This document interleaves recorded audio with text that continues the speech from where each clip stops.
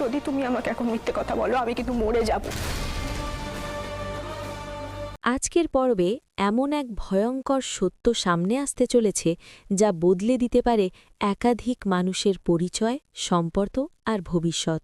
কার জীবন যে কার হাতে ধার নেওয়া আর কোন সত্য এতদিন চাপা ছিল, সব কিছুর ইঙ্গিত মিলবে আজকের পর্বে। শেষ পর্যন্ত যা ঘটতে চলেছে তা জানতে সাথেই থাকুন।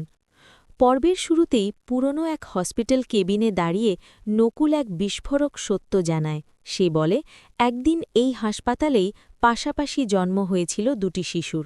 সেই রাতেই এক শিশু অন্য কেবিনে চলে যায়, আর সেই শিশুটি আজ মৌলি, যাকে এতদিন অন্য পরিচয়ে বড় করা হয়েছে।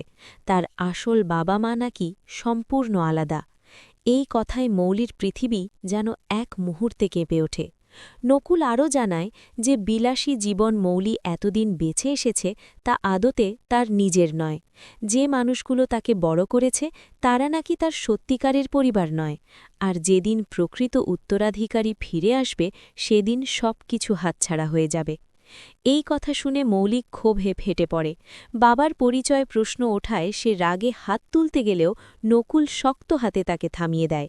সে বলে, ভালোবাসা কি, সম্পর্ক কি, সব কিছুই নাকি মৌলি ভুল জায়গা থেকে শিখেছে। এমনকি সে গ্র্যান্ডমামির কাছ থেকেও সত্য জানার পরামর্শ দেয়। এরপর দেখা যায় বাড়িতে ফিরে মৌলির মানসিক অবস্থা আরও খারাপ হয়ে যায়। চারপাশের দামি আসবাব, ব্র্যান্ডের পোশাক সবকিছুই তার কাছে হঠাৎ পর হয়ে ওঠে।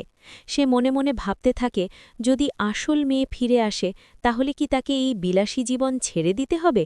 সাধারণ জীবন, সাধারণ ঘর, এসব সে মানতে পারবে না। এই অস্থির অবস্থাতেই নয়নতারা সামনে আসে। মৌলি সরাসরি প্রশ্ন করে, সে আসলে কে? আর তখনই নয়নতারা স্বীকার করে নেয়, নকুল যা বলেছে সবই সত্য। তবে সে জানায় এই মিথ্যেটা সে করেছে শুধুই মৌলির ভালো ভবিষ্যতের জন্য। অপ্রত্যাশিতভাবে মৌলি এতে ভেঙে না পড়ে বরং শান্তভাবে মেনে নেয়। সে বলে, এই সিদ্ধান্ত ভুল ছিল না, কিন্তু সঙ্গে সঙ্গে সতর্ক করে দেয়, যদি আসল মেয়েটি ফিরে আসে তাহলে তারা দুজনেই সব হারাতে পারে। অন্যদিকে গল্পের আরেক প্রান্তে অনিরুদ্ধের বাড়িতে তুলনামূলক শান্ত মুহূর্ত। তানিয়া বাবার জন্মদিনে বাইরে ঘোরার পরিকল্পনা করে। বাবা মেয়ের এই আনন্দের মুহূর্তে বাণী মনে মনে অন্য কিছু ভাবতে থাকে। রাতে জন্মদিনের ডিনারে বাণী অনিরুদ্ধের পছন্দের খাবার রান্না করে। যদিও রান্নার সময় তার অস্থির কাজ করে, তবু সে কিছু প্রকাশ করে না। দিনভর ঘোরাঘুরির পর সবাই বাড়ি ফিরে ডিনার টেবিলে বসে, আর সেই খাবার দিয়ে শেষ হয় আজকের পর্ব।